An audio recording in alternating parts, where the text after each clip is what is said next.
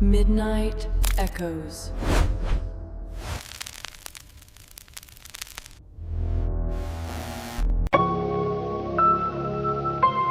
I've been driving for Uber and Lyft on and off for about 3 years. It's usually pretty mundane: drunk college kids, businessmen going to the airport, the occasional couple fighting in the back seat. But every driver knows that New Year's Eve is the golden goose. The surge pricing is insane. You can make a week's worth of rent in a single night if you're willing to deal with the chaos. This happened 2 years ago, leading into 2024. I was driving in a mid-sized city in the Midwest. It was a bitterly cold night, sleet coming down hard, turning the roads into black ice. By 11 p.m., I had already made $300. I told myself I'd do one last ride before midnight, then head home to my girlfriend to watch the ball drop. At 11:15 p.m., I got a ping. It was a long trip notification, 45 minutes north. The payout was massive because of a surge. The passenger's name was Just G. 4.8 stars. Decent enough. I pulled up to a crowded sports bar downtown. A guy came stumbling out. He wasn't the drunken mess I expected. He was dressed in a sharp black suit, no coat, despite the freezing rain. He opened the back door and slid in. "Gee," I asked. He nodded, not looking at me. "Just drive." I started the trip. The destination was way out in the sticks, a semi-rural area where the suburbs dissolve into farmland and dense patches of woods. The first 20 minutes were normal. I had the radio on low, some top hits of 2023 countdown. The guy was dead silent. He didn't check his phone. He didn't look out the window. He just stared directly at the back of my headrest. I could feel his eyes in the rearview mirror. "So, heading to a party?" I asked, trying to break the tension. "No," he said. His voice was flat, monotone. "Family?" "No." I decided to shut up. We passed the city limits. The streetlights disappeared, replaced by the endless dark of the countryside. The sleet was hitting the windshield harder now, a rhythmic thwack thwack thwack that seemed to get louder as the silence in the car grew heavier. About 30 minutes in, we were on a two-lane road surrounded by cornfields that were dead and brown for the winter. "Pull over," G said suddenly. I frowned. "We're still about 5 miles from the drop-off, man. You sick." "Pull over," he repeated, louder this time. I didn't want vomit in my back seat, so I eased onto the gravel shoulder. The car hadn't even come to a full stop when he unbuckled his seatbelt. But he didn't open the door. He just sat there. "You okay?" I asked, turning in my seat to look at him. He was smiling, but it wasn't a happy smile. It was a wide, teeth-baring grimace that didn't reach his eyes. He was looking past me, out the front windshield, into the dark, empty road ahead. "They're waiting," he whispered. "Who?" "Turn off the headlights," he commanded. "What?" "No." "Get out if you're sick, otherwise I'm driving." I was getting scared now. My hand drifted toward the door handle. "Turn off the lights, or I'll cut your throat." The shift in his tone was instant. I looked in the mirror. He had a small, curved knife like a linoleum cutter pressed against the back of my seat, right where my kidney would be. My heart hammered against my ribs. I turned the headlight knob. The world went pitch black. We sat there in the dark, the engine idling, the heater humming. "Unlock the doors," he whispered. I unlocked them. For a full minute, nothing happened. Then, out of the darkness of the cornfield to my left, I saw movement. Figures. 3 of them. They weren't walking, they were running toward the car. They were wearing dark clothes, hoodies up. One of them was holding something long, a baseball bat or a pipe. "Happy New Year," G whispered from the back seat. Adrenaline is a funny thing. It overrides logic. I didn't think about the knife. I didn't think about the ice. I just slammed my foot onto the gas pedal. The car fishtailed on the gravel, spraying rocks. I heard G shout something unintelligible as he was thrown back against the seat. I flipped the headlights back on. The high beams caught the three figures just as they reached the road. I swerved hard to the left to avoid hitting them, or maybe I should have hit them. As I passed, the one with the bat swung. Crack. The rear passenger window, right next to G, shattered. I floored it. The roads were icy, and I was doing 80 in a 40 zone. G was screaming now, stabbing the knife into the upholstery of the back seat, slashing at the air. "Stop the car. Stop the CAR," he screamed. I didn't stop. I started swerving, jerking the wheel left and right, trying to throw him off balance so he couldn't get a clean shot at my neck. I saw a glow ahead, a gas station at a crossroads. I drifted into the turn, nearly flipping the car, and screeched into the brightly lit forecourt. There were people there, a couple filling up their truck. I slammed on the brakes and jumped out of the car, screaming for help. By the time I looked back, the rear door was open. G was gone. He had sprinted into the darkness behind the gas station. The police arrived 10 minutes later. It was 11:58 p.m. We found the knife stuck in the floor mat. The police traced the account G used. It was a burner phone, paid for with a stolen credit card. The drop-off location he had put in the app. It was an abandoned farmhouse that had burned down 3 years prior. The cops think it was a gang initiation or a carjacking setup. They think the passenger was the bait, meant to get a driver to stop in the middle of nowhere so his friends could ambush the car. I spent midnight giving a statement in the back of a squad car, shivering while the blue and red lights flashed against the snow. I don't drive on holidays anymore, and I definitely don't pull over on dark roads, no matter what the passenger says. I've always hated loud noises. Fireworks, in particular, set my teeth on edge. So, for New Year's Eve 2022, I offered a house sit for my aunt and uncle.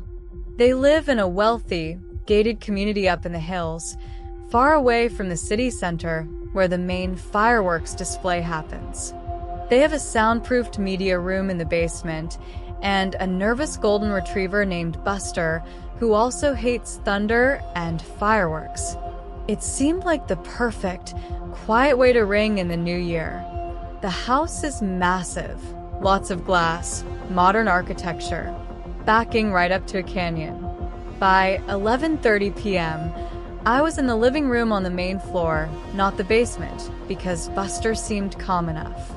I was watching the ball drop coverage on TV, scrolling on my phone. Around 11:45 p.m., the neighborhood kids started setting off their own fireworks. Pop, pop, bang. Buster lifted his head, whined, and paced. "It's okay, buddy." I soothed him. At 11:50, the noise ramped up. It sounded like a war zone outside. Crack, boom. Whistle, bang. I turned up the TV volume to drown it out. At 11:55, I went to the kitchen to get a glass of water. The kitchen has a sliding glass door that leads to the backyard patio. The curtains were drawn, but I could see the flashes of light from the fireworks popping through the fabric. Boom. A huge one went off nearby, shaking the windows. Then, immediately after, a different sound. Shatter. It came from the front of the house, the dining room area. I froze, glass of water in my hand. My brain immediately rationalized it. Just a firework, I thought. Maybe a rogue bottle rocket hit the window. Buster started barking ferociously, facing the hallway leading to the dining room. "Buster, hush." I whispered. Boom. crack. More fireworks outside. And then underneath the explosions, I heard it. The heavy, distinct crunch of boots on hardwood floors. Someone was in the house. Panic is cold. It washed over me like ice water. I realized instantly what was happening. They were using the noise. They were timing the break-in with the crescendo of the midnight fireworks. Every time a boom went off, they moved. I dropped to a crouch behind the kitchen island. I didn't have my phone. I had left it on the couch in the living room. Boom. Step. Step. Step. They were moving fast, heading toward the living room where the TV was blaring. They probably saw the light from the screen and assumed I was there. I needed to hide. The kitchen was a dead end. If they came in here, I was trapped. I looked at the sliding glass door to the backyard. If I opened it, the alarm would chime. But wait, my uncle had disabled the door chimes because they annoyed him. Boom. I used the noise of explosion to unlock the slider. Crack. I slid the door open 6 inches. I slipped out into the freezing night air, grabbed Buster by the collar, and pulled him out with me. I slid the door shut just as I saw the beam of a flashlight cut across the kitchen wall where I had been standing 10 seconds ago.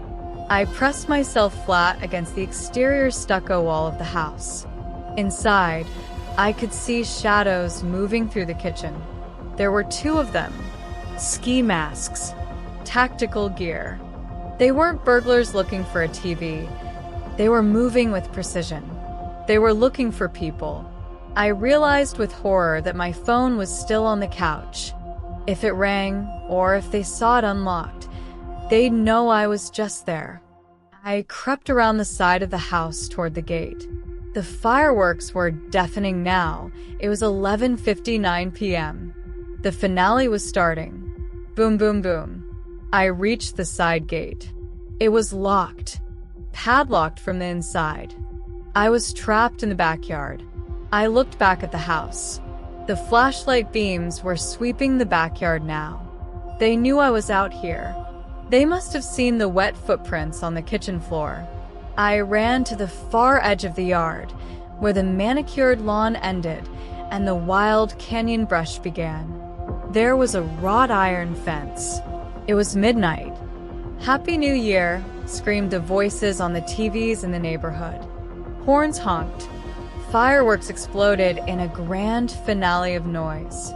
Under the cover of that chaos, I threw Buster over the fence. He's 70 pounds, adrenaline is a miracle, and climbed over myself. I landed hard in the brush, scraping my face. We scrambled down the canyon slope, sliding in the mud, hiding in the thick chaparral. Up at the house, I saw the back door slide open. 2 silhouettes stepped out onto the patio. One of them raised something. Pop, pop. 2 flashes of light. Not fireworks. Muzzle flashes. They fired into the dark yard where I had just been standing. I lay in the dirt, holding Buster's mouth shut, shivering until the sun came up. When I finally climbed back up to the street and flagged down a neighbor at 7 a.m., the police came. The house had been tossed, but strangely, nothing valuable was taken. The safe wasn't touched. The electronics were still there. The police think it was a targeted hit, but they got the wrong address. My uncle is a dentist. He doesn't have enemies. But the neighbor 2 doors down? He's currently under indictment for a massive crypto fraud scheme. The scariest part wasn't the gunshots. It was realizing that while the whole world was looking up at the sky cheering, I was crawling through the mud listening to men hunt me for sport, completely masked by the celebration. My boyfriend, Mark, and I aren't party people. The idea of standing in a crowded bar paying $20 for a cocktail is my nightmare. So, for New Year's Eve 2020, we decided to go off-grid. We rented a primitive cabin in the Appalachian Mountains, basically 4 walls, a wood stove, and no electricity. We hiked in about 3 miles from the trailhead. It was beautiful. The woods were dead silent, covered in a light dusting of snow. We reached the cabin around 4 p.m., chopped wood, and settled in. The night was perfect. We drank whiskey, played cards by lantern light, and cooked steaks over the wood stove. Around 11 p.m., Mark realized we had left the bottle of champagne in the car at the trailhead. He insisted on running back to get it. "It's a 3-mile hike, Mark." "In the dark," I said. "I have a headlamp. I'll run. I'll be back by 11:50. We can't ring in the new year without the bubbly." He was stubborn. He laced up his boots and jogged out the door. I was alone. The silence of the woods is different at night. It feels heavy. It feels like it's watching you. I sat by the window, watching Mark's headlamp bobbing away through the trees until it disappeared. I read a book for a while. 11:20 p.m. 11:30 p.m. At 11:35 p.m., I heard footsteps on the porch. I smiled. "That was fast. You turn around," I called out, walking to the door. I reached for the latch, but stopped. Mark was wearing heavy hiking boots. These footsteps were soft, like bare feet on the frozen wood planks. I pulled my hand back. "Mark." No answer. Then a sound. A fingernail dragging slowly down the wooden door. "Who is that?" I shouted, trying to sound brave. Silence. Then a giggle. It wasn't a child's giggle. It was a man's voice, pitched high to sound like a child. "Let me in. It's cold." My blood ran cold. I bolted the door, a flimsy slide bolt, and backed away. "I have a gun," I lied. "No, you don't," the voice whispered. "Mark has the gun in the truck." They had been watching us. They saw us unpack. They saw Mark leave. I grabbed the fire poker. I looked at the window. It had no curtains. Outside, beyond the lantern light, was total blackness. But I could see a face pressed against the glass. It was upside down. Someone was hanging from the roof overhang, peering in. Their face was painted white, or maybe covered in a white mask. They tapped on the glass. I screamed and knocked the lantern over, extinguishing it. The cabin went pitch black, lit only by the dying embers of the wood stove. Now I was blind, but so were they. For 20 minutes, I huddled in the corner. I heard them circling the cabin, walking on the roof, scratching the walls. There was more than one. They were whispering to each other, a strange, clicking language I didn't understand. 11:55 p.m. I heard Mark's voice shouting from the trail. "Hey." I got it. The scratching stopped instantly. I heard the sound of bodies moving through the dry leaves, sprinting away from the cabin, deeper into the woods. Mark burst through the door a minute later, breathless, holding the champagne. "Happy New Year, babe." "Why are the lights out?" I was sobbing on the floor. He didn't believe me at first. He thought I had spooked myself. But then he went outside with his high-powered flashlight. The snow around the cabin was trampled. There were hundreds of footprints, but they weren't boot prints. They were bare feet. Human feet, but distinct long, splayed toes.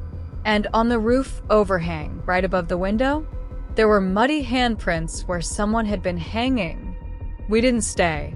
We packed our stuff in 5 minutes and sprinted the 3 miles back to the car, Mark holding his hunting knife the whole way. We didn't see anyone on the trail back, but I swear, the whole time, I could hear that high-pitched giggling echoing from the ridges above us. We drove until we found a Motel 6. We learned later that 2 hikers had gone missing in that exact area the week before Christmas. They were never found. I don't know what was in those woods. I don't know why they waited for Mark to leave. But I know they weren't there to celebrate.